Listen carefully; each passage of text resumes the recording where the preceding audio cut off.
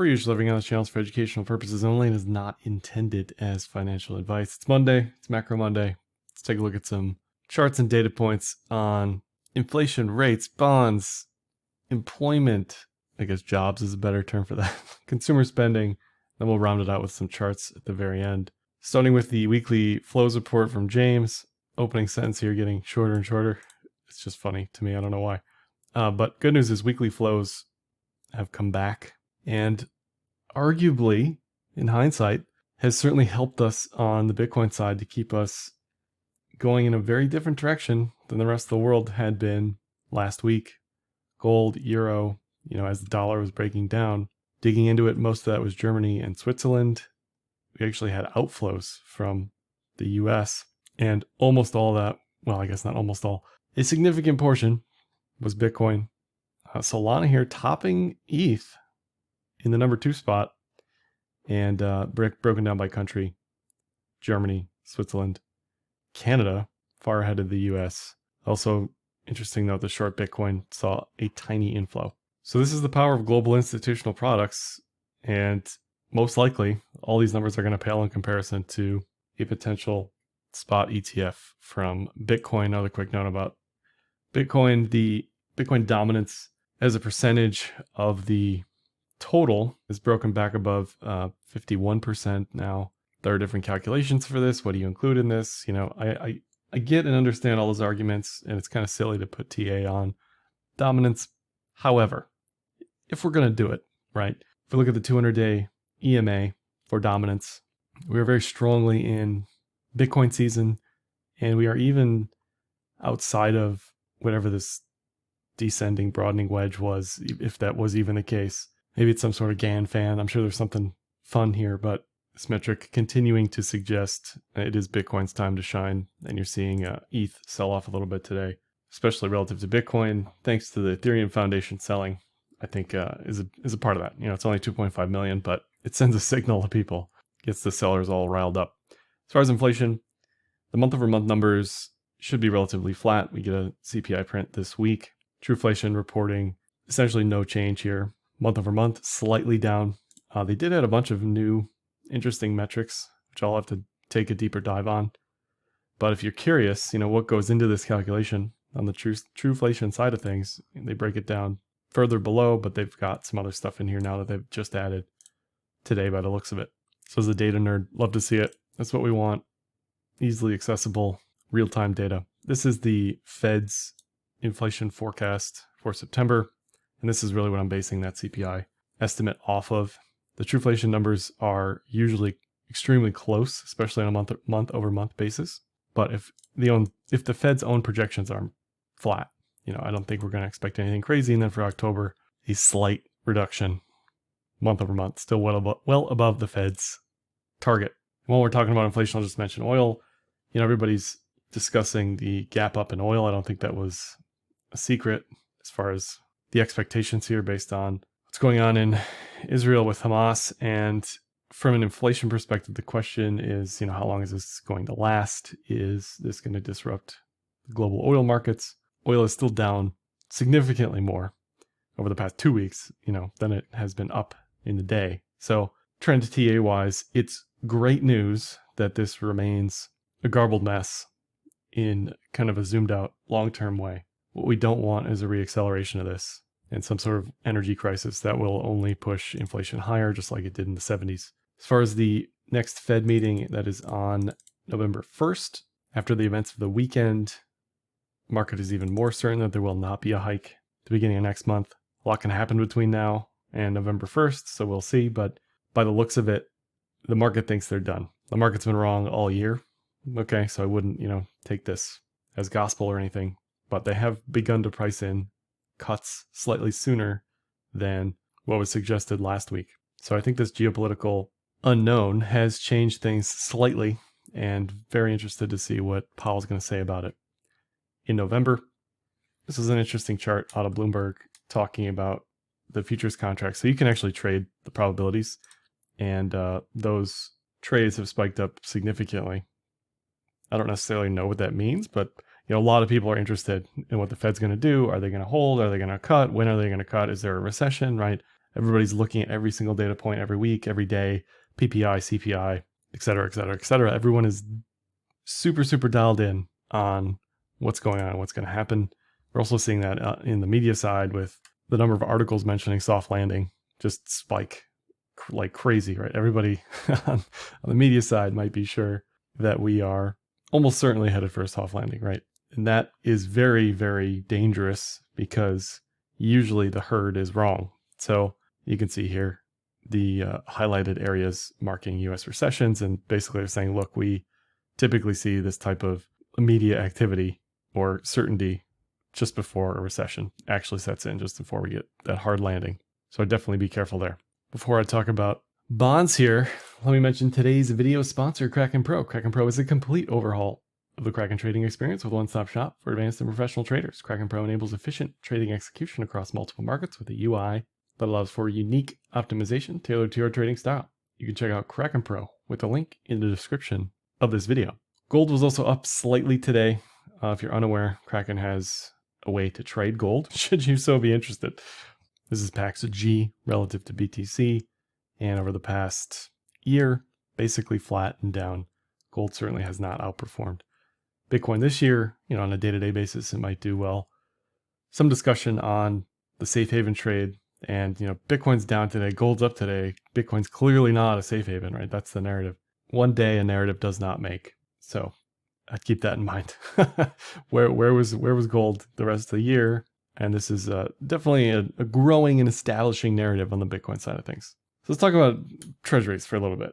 I know a lot of people are asking me, make a bond video, breaking this down a little bit. I'll do that on a different day, but government continues to issue treasuries, the second highest on record. If you take out COVID 2020, it is the highest on record.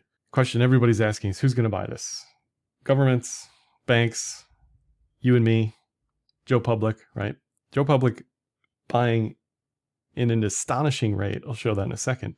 But the rest of the world and banks, not so much. So the concern here is we're flooding the market with debt issuance, and people will want a higher yield to buy those treasuries. And if we look at foreign purchase of treasuries, it's up maybe slightly quarter over quarter, but over multiple years, it's pretty flat, right? So there's clearly an imbalance here, and something will have to give eventually. Luckily, in the near term, as far as the risk markets are concerned, a lot of the money, the inert money that's flowing around that isn't in risk markets is in reverse repo, and that has continued to decline. But the good news there is this is the money that has purchased a lot of government debt so far. The bad news is when this runs out, right, when this gets drained entirely, then what? We shall see. But there's still about half of the RRP left before things potentially start to crack at the seams. And if we look at inflows into money market accounts, kind of more of a retail vehicle, according to the Apollo graph here, inflows into money markets during Fed tightening cycles have never been faster than they have during this cycle. And that makes sense. The Fed raised the fastest they've ever raised, right? So people are happily getting yield through 5% money market accounts currently. They're also throwing money into TLT, which is a long bond ETF. Call versus put ratio is absolutely off the charts. And, there's this carry trade going on. You can say there's hedging going on. I'll agree 100%. But should this go the other way, it's going to get very painful. And the other way for TLT would mean yields higher, bond price lower. Now, those in a money market are fine. Those in short-term treasuries, relatively fine. But as we know, on the banking side, if you're throwing money into the long bond and it continues to collapse in value, you are kind of stuck unless you want to take pretty massive losses. And I thought Eric pointed out a pretty interesting stat as far as the top losers in the ETF market are long bond ETFs, ARC's up there, of course, but that's certainly unusual. There's a lot of these graphs going around. This is from Jack Farley at Blockworks, showing how the bond market decline is down more than the '08 crash, the GFC, and then Dylan LeClaire talking about how the 25-year bond, the longer one, the zeros, is down even more than Bitcoin is from a drawdown perspective. So it is extremely, extremely ugly out there. And this has a lot of people wondering, okay, what's going to break? Something is bound to break eventually here if yields continue to increase. Just look at what's happened since 1985. Every time yields spike like this, there has been a problem. So to forecast something breaking here, I don't think is crazy. The question is, where is it going to come from? Is it going to come from commercial real estate? Is it going to come from emerging markets? Is it another regional banking crisis? We'll see. But many people are wondering, where are the bodies being hidden right now? Because there's a lot of damage being done. And you can see that all over the metrics, right? And the problem here is people assume that bond market prices, for those who confuse yield versus prices, but bond market prices to be bullish after yields going up here. The other question is, okay, fine, but what happens if yields just keep going up, right? Max pain is yields continuing to rise. You have a lot of people very sure that yields won't keep rising. And we're talking about the bedrock of the entire global financial system, right? This isn't like some shitcoin on some random exchange, okay? We're seeing some cracks at the seams here. This is a bank that I've seen almost nobody talk about. Blue Ridge Bank shares in Virginia, down significantly. This is a bank in the UK on the right, UK Metro Bank. Looks like they successfully raised some money over the weekend. Bondholders took a haircut. So I'm not expecting absolute doom, but eventually something's got to give here, because a lot of people are pointing out that, look, the losses on treasuries are astronomical. Sure, you hold those to maturity, you're fine. But if you need to sell that for any reason, you are down astronomically bad. We're also seeing a rise in news articles mentioning relentless paired with bonds, which I thought was an interesting metric to look at. And the assumption here is that maybe we are at peak yields or some extreme based on articles being written about bonds. And charts like this give people confidence that we're close to the end, because if the Fed is done, then likely, based on historic look back, that has been the typical peak in bond yields. So everyone who's long TLT certainly better hope they're correct, because if they're not, things are going to get extremely, extremely ugly. All right, let's move on to jobs and unemployment. JOLTS came out last week, ADP numbers came out last week, and unemployment numbers came out last week. Collectively, all three of those, well, maybe not ADP numbers, but the JOLTS numbers, the job openings numbers, jumped up a little bit, which is back to this higher for longer paradigm. The economy's fine, businesses are healthy, businesses are hiring, businesses want workers. Okay, that's one way to read this on a month-over-month print.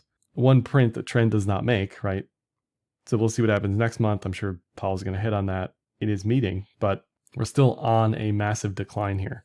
We're not back to pre-pandemic levels, but this wouldn't suggest that the jobs market is struggling. Those numbers could be fake. Those numbers could be wrong. I get it. I'm with you, but those are the numbers we have. We have to trade around the cards we're dealt. These are the ADP numbers, and as Liz Ann Saunders points out, the softest employment numbers in quite some time, since the beginning of 2021. So unlike the on-farm payroll numbers, which show a massive increase, the ADP numbers don't necessarily agree with that. This is mostly government jobs. This could be teachers, as some are speculating, as teachers come back to work far above expectations. So again, there are lots of issues with this, and I see a lot of people getting very, very upset with these numbers, but these are the numbers that they gave us, okay? You can have an opinion, and the market can have an opinion. You can either trade the numbers or lose money, right? That's up to you. And as Joe points out at the Bitcoin layer, the number of people holding two full-time jobs, which is insane, is at an all-time high. So sure, we might have a spike in jobs, but that isn't necessarily for a good reason, And if we're talking about the consumer, again, here's your weekly savings chart, okay? To me, we're just back to pre-pandemic levels. The higher echelon of income earner, probably more than okay. But yes, savings is definitely dwindling. There was this consumer spending data that came out last week that has been increasingly negative for basically the entire year, which may hint at a slowdown in consumer spending. But if you look at the total debt service payments relative to disposable income, it's flat, right? Back to pre-pandemic levels. It's kind of the inverse of this chart a little bit. So I'm not quite on board the whole doomer narrative. If you go to the grocery store, you feel it. I get it, right? But on aggregate, I don't think we're on doomer status just yet. And then if we look at just under 40 cohort, according to eToro, consumer debt to asset ratio, we're far below the pre-pandemic levels. So depending on how you want to read this and what you want to look at, you get different viewpoints and some anecdotal stuff. We're still selling cardboard and ink for astronomical prices. This is a basically mint condition, ultra rare Pokemon card. And then we've got, a Tesla Cybertruck with a low VIN number selling as effectively a collectible. So just silliness all around still. Let's talk about the charts. Let's talk about my comfort zone. We can look at data points and hem and haw about what it means, but this is where you make your money for me, right?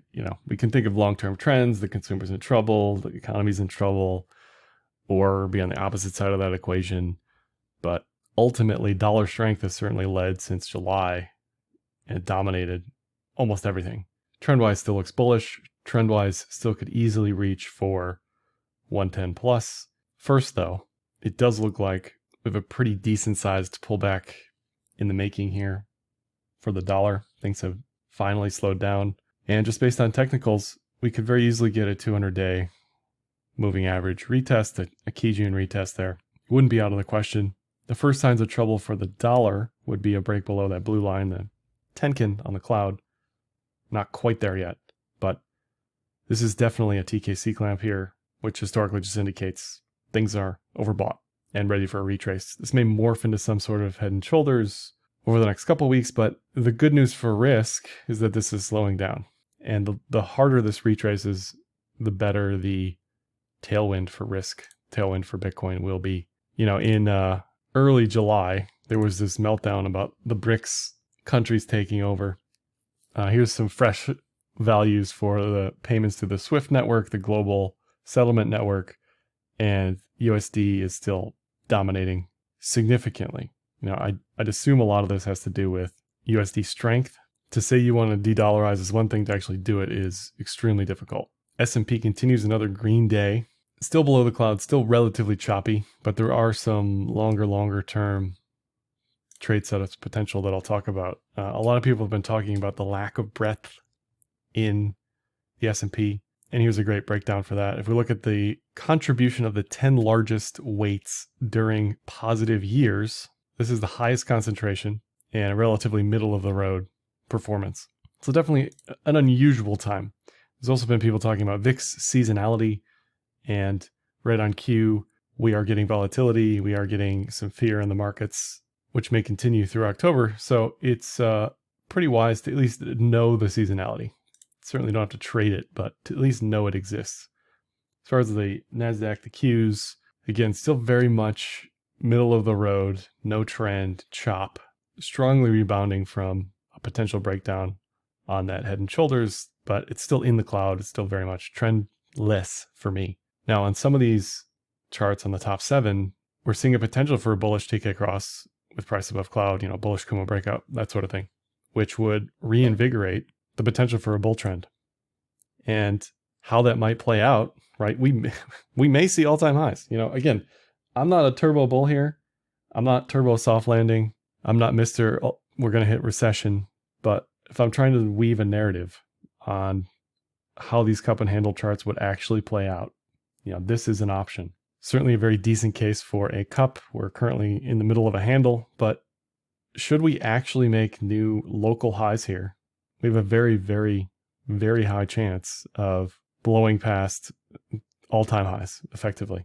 So if we do get, failed head and shoulders on the Qs essentially, or if we get a full retrace here on the S&P, that would be very strong for Bitcoin, very strong for crypto. It would happen first on the Qs, but it's definitely something to watch and keep in the back of your mind if we're at local highs again, And if we look at Meta specifically, Meta is one of the charts of the Elite 8 that looks incredibly strong to me. Held above the cloud, has a bullish TK cross. Intraday, over the past 2 months, it's been extremely noisy. But on the daily chart, it looks very, very, very strong. And Apple, Microsoft, Google looks very strong. But in Apple and Microsoft case, if they can return above the cloud and flip trend bullish, we may get a real deal continuation rally on our hands. NVIDIA kind of in the middle of the road, Tesla in the middle of the road, Meta certainly the strongest of the group, followed by Google, Amazon kind of lagging in the cloud here, and Netflix still in the recovery stages. But where Meta sits is a very good sign that we could actually see a local high retest at the very least. I don't know about all-time highs, but a local high retest there. Lastly, I just want to talk about commodities real quick because I keep seeing these commodities charts, and sure, some of it's inflation, some of it's food costs. You know, this is live cattle futures up significantly, sugar futures up significantly. You've seen 10,000 orange juice charts, I'm sure. I don't drink orange juice, so I haven't really been tracking those prices, but it's not always inflation. Sometimes it's disease. Sometimes it's climate change. Sometimes it's both, right? This was a month ago. Orange juice crops in the US destroyed by disease and climate issues. So sure, some of that makes sense, right? Now, is it 300% up just based on climate and disease? No, but that'll definitely push it higher. And if you'll remember, this was egg prices. Historically, egg prices have sort of crept up over time. We had a pre-pandemic inverted head and shoulders there, and we exploded. Yes, some of that was definitely inflation, but there was also a massive avian flu disease problem in the United States where we saw scarcity on the commercial flock, the ability to actually produce eggs, right? So I think it's just important to stay informed on some of this stuff. And just because I was looking at the egg data today, I saw that a farm in Utah actually was hit with avian flu. This is the past 30 days. These numbers are the past 2 years, I believe, on the top. But these graphs show you the past few months, and it's been relatively quiet on the avian flu side. Again, the reason I bring this up, obviously Thanksgiving's coming up, and we may start to see headlines suggest that prices are rising for turkeys or something like that if this becomes a full-blown outbreak. Now, if we look at the total outbreak, this is including the past couple of years, most of that was centered in Minnesota, Iowa, kind of the Midwest. So we'll see what happens, but something to look for if you start to see egg price charts creep up or are wondering what's going on there. That's all I have for this one. Like, dislike, comment, share, subscribe, and happy trading.